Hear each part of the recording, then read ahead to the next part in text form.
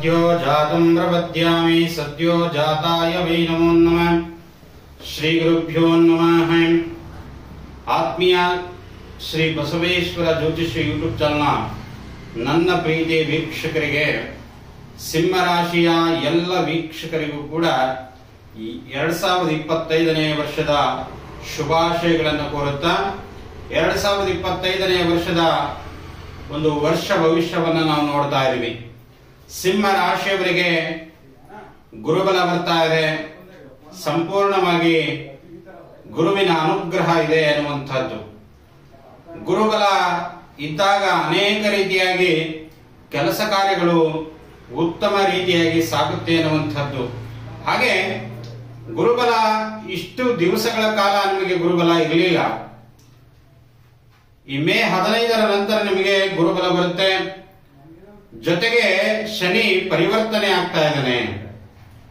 ಶನಿ ಮೀನರಾಶಿಯಲ್ಲಿ ಸ್ಥಿತರಾಗ್ತಾರೆ. ಮೀನರಾಶಿಯಲ್ಲಿ ಶನಿ ಸ್ಥಿತರಾದಾಗ ಅಷ್ಟಮ ಭಾವಕ್ಕೆ ಬರ್ತಾರೆ ಅನ್ನುವಂಥದ್ದು. ಶನಿ ಅಷ್ಟಮ ಭಾವಕ್ಕೆ ಬಂದಾಗ, ಅಷ್ಟಮದಲ್ಲಿ ಶನಿ ಇರೋದು ಅಷ್ಟೊಂದು ಶುಭ ಅಲ್ಲ.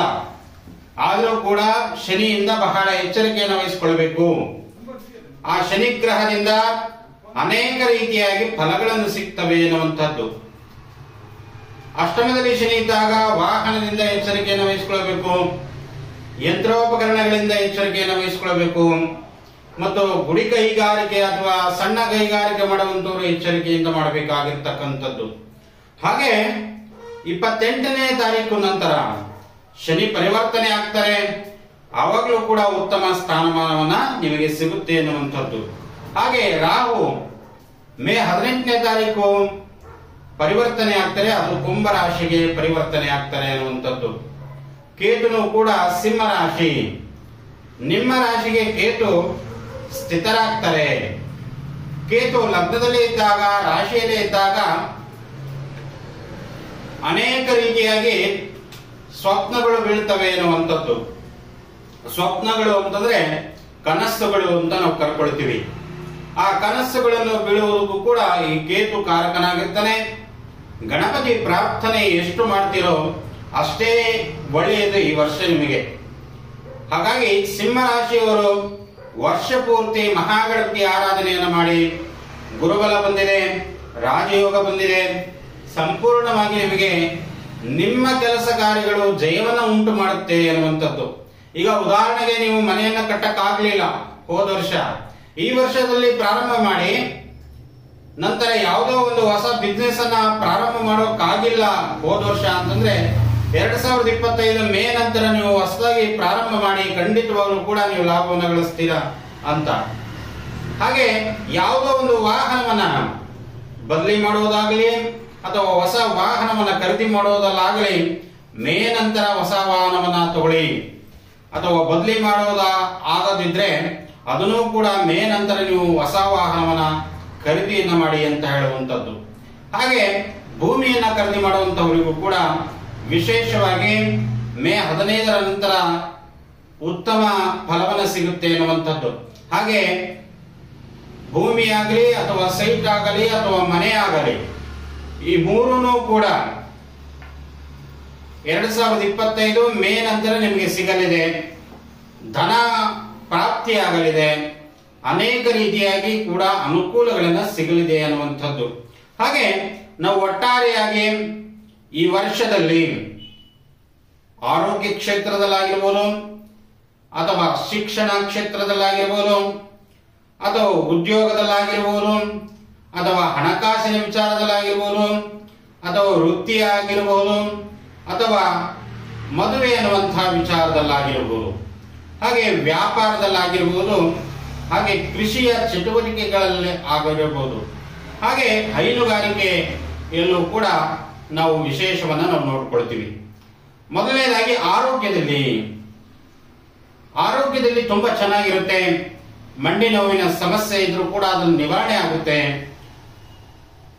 ವಿಶೇಷವಾಗಿ ಹೃದಯ ಸಂಬಂಧ ಕಾಯಿಲೆಗಳಿದ್ರು ಕೂಡ ಅದನ್ನು ನಿವಾರಣೆ ಆಗುತ್ತೆ. ಏನಾದರೂ ಬ್ರೈನಿಗೆ ಸಂಬಂಧಪಟ್ಟಿರ್ತಕ್ಕಂಥ ಕಾಯಿಲೆಗಳಿದ್ರು ಕೂಡ ಅದನ್ನ ನಿವಾರಣೆ ಆಗುವಂಥದ್ದು ಈ ವರ್ಷದಲ್ಲಿದೆ.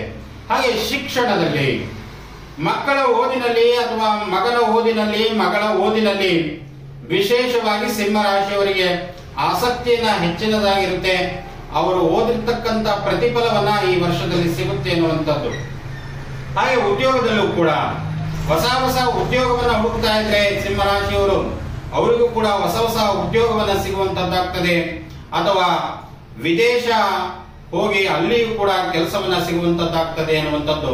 ಅಥವಾ ವಿದೇಶ ಪ್ರಯಾಣ ಮಾಡುವಂತದ್ದು ಕೂಡ ಅನುಕೂಲವಾಗುತ್ತೆ ಈ ಸಿಂಹರಾಶಿಯವರಿಗೆ.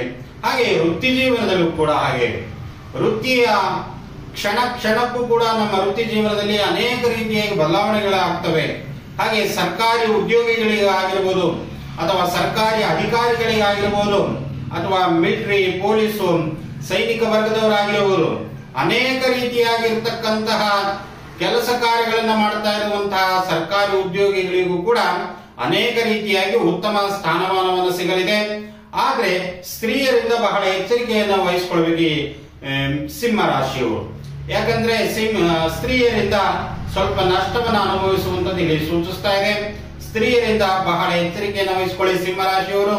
ಸ್ತ್ರೀಯರಿಂದ ನಿಮಗೆ ಅಪಮಾನಗಳು, ಅಪನಿಂದನೆಗಳು, ಅಪಕೀರ್ತಿಗಳು ಬರಬಹುದು. ಅದರಿಂದ ಬಹಳ ಎಚ್ಚರಿಕೆಯನ್ನ ನೀವು ವಹಿಸಿಕೊಳ್ಬೇಕಾಗಿರ್ತಕ್ಕಂಥದ್ದು.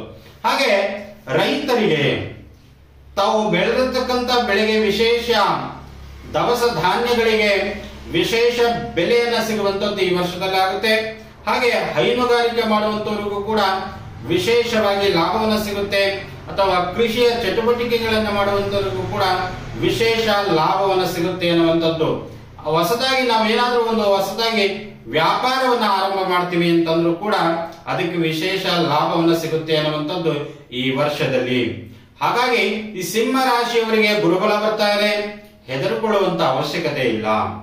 ಶನಿ ಅಷ್ಟಮದಲ್ಲಿರುವುದರಿಂದ ಶನಿ ಪರಮಾತ್ಮನ ದೇವಸ್ಥಾನಕ್ಕೆ 15 ದಿವಸಗಳಿಗೆ ಒಮ್ಮೆ ಎಳ್ಳು ಬತ್ತಿಯನ್ನು ಹಚ್ಚಿ ಆ ಶನಿ ಪರಮಾತ್ಮನ ಸನ್ನಿಧಾನಕ್ಕೆ ಹೋಗಿ ಪ್ರದಕ್ಷಿಣೆಯನ್ನ ಮಾಡಿಕೊಂಡು ನಮಸ್ಕಾರವನ್ನ ಮಾಡಿದ್ರೆ ಖಂಡಿತವಾಗ್ಲೂ ಕೂಡ ನಿಮ್ಮ ಇಷ್ಟಾರ್ಥ ಫಲ ಸಿದ್ಧಿ ಆಗ್ತದೆ ಅನ್ನುವಂಥದ್ದು.